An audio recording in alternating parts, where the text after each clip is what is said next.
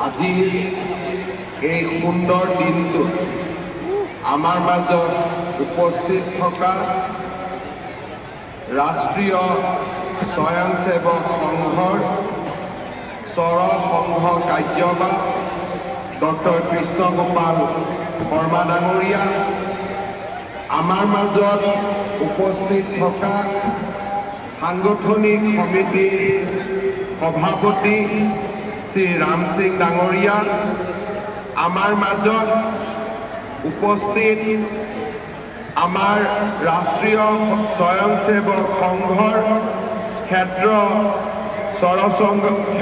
সংঘচালক doctor Umesh Chakraborty ডাঙৰীয়া, প্ৰান্ত সংঘচালক doctor Bhupesh চন্দ্ৰ শৰ্মা ডাঙৰীয়া, ক্ষেত্ৰ প্ৰচাৰক বশিষ্ঠ গুজৰ বৰুৱা ডাঙৰীয়া, আজি আমাৰ কণমানি শিশুসকলক বিশেষভাৱে আশীৰ্বাদ দিবলৈ ইয়াত উপস্থিত হোৱা সত্ৰাধিকাৰ প্ৰভু ঈশ্বৰসকল, সন্ত মহাত্মা সকলোকে মই প্ৰণাম জনাইছোঁ আৰু উপস্থিত সুধীবৃন্দ।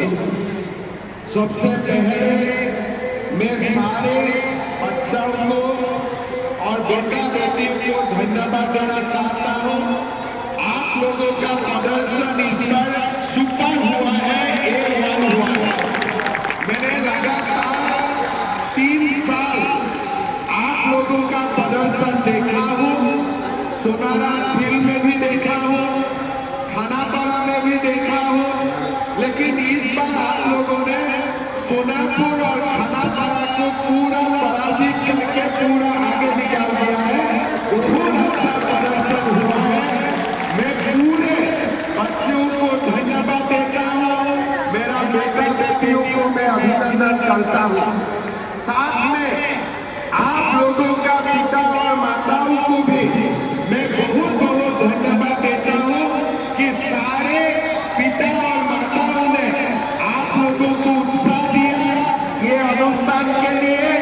और आज स्टेडियम में जो भी पिता माता उपस्थित है या तो घर में है, सबको मैं प्रणाम करता हूँ, सबको मैं बहुत बहुत धन्यवाद देना चाहूँगा।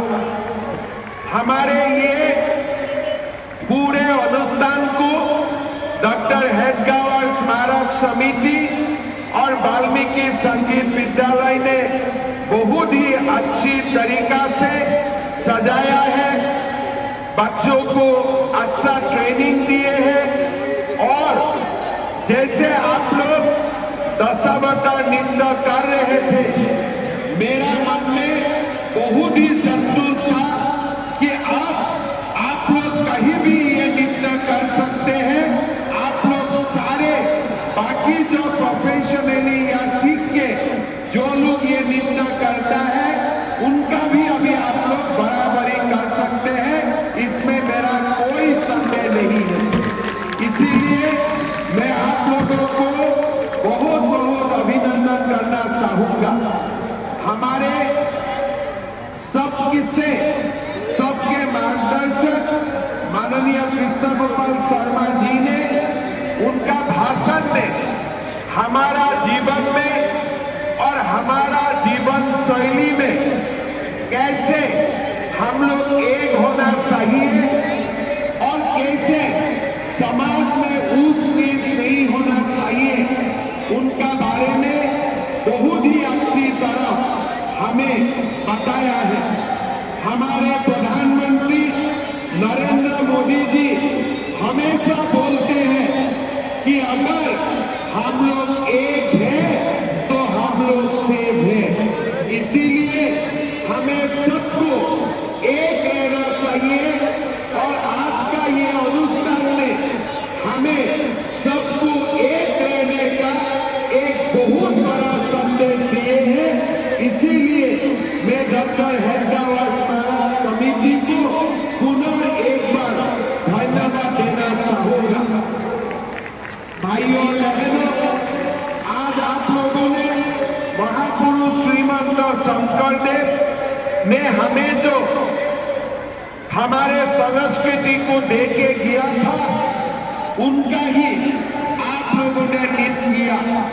श्री श्री माधवदेव ने जो गौरगीत हमको देके दिए थे, आप लोग वही गौरगीत को बड़ी ही भक्ति भाव से यहाँ आप लोग प्रदर्शित किए हैं। आमार जातिर पितृस्वरूप महापुरुष श्रीमंत शंकरदेवे আজিৰ পৰা 500 বছৰ আগতে আমাক কৈ থৈ গৈছিল, ব্ৰাহ্মণৰ চণ্ডালৰ নিবিচাৰি কোন, দাতাত চোৰত যাৰ দৃষ্টি এক তোল, নিচক সাধু যাৰ ভৈল এক জ্ঞান, তাহাকেহে পণ্ডিত গুণীয় সৰ্বজান।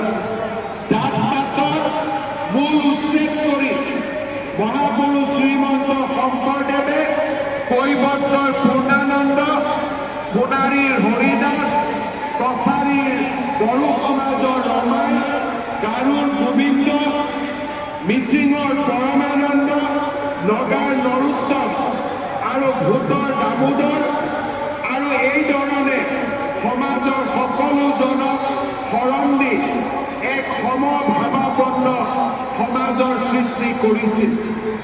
আমাৰ ভাৰতীয় সনাতন সভ্যতাই সমগ্ৰ সৃষ্টিৰ আদিৰে পৰা আজিলৈকে সমাজত অস্পৃশ্যতা আৰু সমাজত হীন আৰু উচ্চতাৰ বিৰুদ্ধে সদায়ে উল্লেখ কৰি আমাক সকলোকে একেলগে থাকিবলৈ প্ৰেৰণা যোগাই আহিছিল। ভাৰতবৰ্ষৰ আদিমতম গ্ৰন্থ আৰু আমাৰ সকলোৰে পূজ্য ঋগ্বেদত কোৱা হৈছে, পুমান সহ পৰিপাটো বিশ্বতঃ, অৰ্থাৎ অলপতে জন্মা শিশুটিক মাকে যেনেকৈ মৰম কৰে তেনেকৈ ইজনে সিজনক নিস্বাৰ্থভাৱে ভাল পাব লাগে। অস্পৃশ্যতাৰ বিৰুদ্ধে আৰু সমতাৰ হকে আমাৰ হিন্দু সমাজে উৰেটো জীৱন আমাক শিকাই আহিছে। ভাৰতবৰ্ষৰ সংস্কৃতি আৰু ভাৰতবৰ্ষৰ সভ্যতাই সকলোকে একেলগে থাকি একেলগে আগুৱাই যাবৰ বাবে প্ৰেৰণা যোগায়। আমাৰ সমাজত অস্পৃশ্যতা নিৰ্মূল কৰাৰ বাবে সাভাৰকাৰ ডাঙৰীয়াই নিৰন্তৰভাৱে কাম কৰিছিল। 1924 চনৰ পৰা 1937 চনলৈ ৰত্নগিৰিত বন্দিত্বৰ সময়ত হিন্দু সমাজৰ পৰা অস্পৃশ্যতা নিৰ্মূলৰ বাবে তেওঁ নিৰলসভাৱে কাম কৰিছিল। সাভাৰকাৰ দেৱৰ প্ৰচেষ্টাত 1925 চনত হনুমান জয়ন্তী উপলক্ষে সমাজত অস্পৃশ্য হিচাপে তেতিয়া জ্ঞান কৰা সকলো লোকৰ বাবে তেখেতে নতুন মন্দিৰৰ দুৱাৰ মুকলি কৰি দিছিল। আমাৰ মাননীয় ডক্টৰ কৃষ্ণগোপাল শৰ্মা ডাঙৰীয়াই আমাক কৈ থৈ গৈছে কেনেকৈ অযোধ্যাত ৰাম মন্দিৰ উদ্বোধনৰ সময়তো আমি সমগ্ৰ হিন্দু সমাজে আমাৰ ইতিহাসৰ এই গুৰুত্বপূৰ্ণ দিনটো কেনেকৈ একেলগে আমি পালন কৰিছিলোঁ, কেনেকৈ আমি একেলগে গৌৰৱেৰে সেই দিনটো আমি পালন কৰিছিলোঁ। মোৰ এতিয়াও মনত আছে, ৰাম মন্দিৰৰ যেতিয়া শুভ উদ্বোধন হৈছিলে সেই সময়ত আমি ভটাছিলোঁ একেলগে আমাৰ হৰিজন কলনীত সেই শুভ উদ্বোধনৰ অনুষ্ঠান উপভোগ কৰিছিলোঁ। আৰু সেই দিনটোত সকলোৰে মুখত আনন্দ আছিল, সকলোৰে মুখমণ্ডলত এক গৌৰৱৰ বহি প্ৰকাশ আছিল। ডক্টৰ ভীমৰাও আম্বেদকাৰে সমাজত অসমতা দূৰ কৰাৰ বাবে আপোচবিহীন সংগ্ৰামৰ নেতৃত্ব দিছিল আৰু সেইবাবে আজি ডক্টৰ ভীমৰাও আম্বেদকাৰৰ মহানিৰ্বাণৰ এই পুণ্য তিথিত আজি হেডগাঁৱৰ স্মাৰক সমিতিয়ে সমতাৰ ছন্দেৰে জীৱনৰ জয়গান কাৰ্যসূচী পালন কৰিছে। মই আমাৰ শিশুসকলক ছাত্ৰ ছাত্ৰীসকলক অনুৰোধ কৰিম আৰু মই আগতেও কৈছোঁ যে আমাৰ অসমত যিসকল চাফাই কৰ্মচাৰী আহিছে তেওঁলোক কোনোবা পাঞ্জাবৰ পৰা আহিছিলে, কোনোবা তেলেংগানাৰ পৰা আহিছিলে, কোনোবা অন্ধ্ৰ প্ৰদেশৰ পৰা আহিছিলে, কিন্তু আজি আমি সকলোৱে এই বৰ অসমৰ মাটিত আমি জিত গৈছোঁ আৰু প্ৰতিজন চাফাই কৰ্মচাৰী আজি একোজন গৌৰৱী অসমীয়া, গৌৰৱী ভাৰতীয়। মই বিশ্বাস কৰোঁ আমি সকলোৱে একেলগে ইয়াত অসমত মহাপুৰুষ শ্ৰীমন্ত শংকৰদেৱ, শ্ৰী শ্ৰী মাধৱদেৱ, দামোদৰদেৱ, হৰিদেৱ, ভট্টদেৱে দি থৈ যোৱা আমাৰ সংস্কৃতিৰ লগত আমি নিজকে নিজে জড়িত কৰিম। কিন্তু তাৰ লগতে মই সদায় কৈ আহোঁ যে আমি যিখন ৰাজ্যৰ পৰা আহিছিলোঁ সেই ৰাজ্যৰ সংস্কৃতিকো আমি একেলগে পালন কৰিম। যিসকল পাঞ্জাবৰ পৰা আহিছিলে তেওঁলোকে অসমত পাঞ্জাবৰ সংস্কৃতিকো লৈ আহিব আৰু অসমৰ সংস্কৃতিকো আপোন হিচাপে আগুৱাই লৈ যাব। এই ধৰণে ভাৰতৰ বিভিন্ন ৰাজ্যৰ জনতাৰ মাজত সম্প্ৰীতি আৰু সমন্বয়ে এক ভাৰত শ্ৰেষ্ঠ ভাৰতৰ কল্পনাক আগুৱাই লৈ যাব। আমি যেতিয়া গুৰু নানকৰ তেওঁৰ পৰামৰ্শ, তেওঁৰ ধৰ্মীয় উপদেশবিলাক পঢ়িবলৈ যত্ন কৰোঁ আৰু মহাপুৰুষ শ্ৰীমন্ত শংকৰদেৱৰ ধৰ্ম উপদেশ আৰু তেখেতৰ আদৰ্শ যেতিয়া আমি জানিবলৈ চেষ্টা কৰোঁ তেতিয়া আমি দেখা পাওঁ যে এই দুয়োজন মহাপুৰুষৰ মাজত ক'তোৱে একো পাৰ্থক্য নাছিল। দুয়োজন মহাপুৰুষে সমতাৰ ছন্দেৰে জীৱনৰ জয়গান গাবলৈ প্ৰচেষ্টা কৰিছিল। আজি সেইবাবেই আমি মহাপুৰুষ শ্ৰীমন্ত শংকৰদেৱ, গুৰু নানকদেৱ আৰু ভাৰতৰ মহাপুৰুষসকলৰ শিক্ষা আৰু তেওঁলোকৰ জীৱন অধ্যয়ন কৰি আমি সকলোৱে আগুৱাই যাব লাগিব আৰু সকলোৱে সমতাৰ আদৰ্শৰে আমি আগবাঢ়ি যাব লাগিব। যোৱা 3-4 বছৰত মই ভাৰতৰ বিভিন্ন ৰাজ্যলৈ যোৱাৰ মোৰ সৌভাগ্য হৈছিল। আজি মই গৌৰৱেৰে সৈতে ক'ব পাৰোঁ ভাৰতৰ আন ৰাজ্যৰ তুলনাত অসমত আমাৰ জনসাধাৰণৰ মাজত উচ্চ আৰু নিচ একোৱেই নাই। আমি সকলোৱে মহাপুৰুষ শ্ৰীমন্ত শংকৰদেৱৰ আদৰ্শৰ বাবে একেলগে আমি থাকিব পাৰোঁ। একেটা ৰুমতে, একেটা ঘৰতে আমি একেলগে থাকিব পাৰোঁ আৰু একেখন থালতে আমি খাব পাৰোঁ। আজি মোৰ মনত একেবাৰে সন্দেহ নাই যে আজি আমাৰ যিসকল চাফাই বস্তিৰ সন্তানে ইয়াতে নৃত্য আৰু গীত কৰিলে তেওঁলোক আমাৰ পৰিয়ালৰ সদস্য, আমাৰে একোজন, আমাৰে আপোনজন আৰু তোমালোকৰ এই প্ৰচেষ্টা আৰু প্ৰদৰ্শনত আমি সকলোৱে অত্যন্ত সন্তুষ্ট আৰু সকলো আনন্দিত আৰু আজি এই প্ৰদৰ্শনৰ বাবে আমি সকলো গৌৰৱান্বিত। মই বিশেষ আজিৰ দিনটোত মই বহুত কথা ক'ব খোজা নাই। মই মাত্ৰ এটাই কথা ক'ম যে আজি আমি যিখিনি শিকিছোঁ সেইখিনিক আমি আৰু আগুৱাই লৈ যাম আৰু মই হেডগাঁও স্মাৰক সমিতিক মই অনুৰোধ কৰিম যে আৰু 2 বছৰ পিছত আমি একেলগে এই সন্তানসকলক আৰু অধিক অনুশীলন কৰি আমি নতুন দিল্লীত পৰিৱেশনৰ কাৰণে আমি লৈ যাম। যেনে কেনেকৈ অসমৰ সন্তানসকলে পাঞ্জাব আৰু তেলেংগানা, অন্ধ্ৰ প্ৰদেশৰ পৰা আহি কেনেধৰণে আমাৰ সংস্কৃতিক আঁকোৱালি লৈছে আৰু কেনেকৈ এক ভাৰত শ্ৰেষ্ঠ ভাৰতৰ সপোন দেখিব পাৰিছে। जानना ना जब दिल्ली में जाना है कि नहीं हमें लोग को थोड़ा जोर से बोलना पड़ेगा, जाना है कि नहीं जाना है? जाना है ना?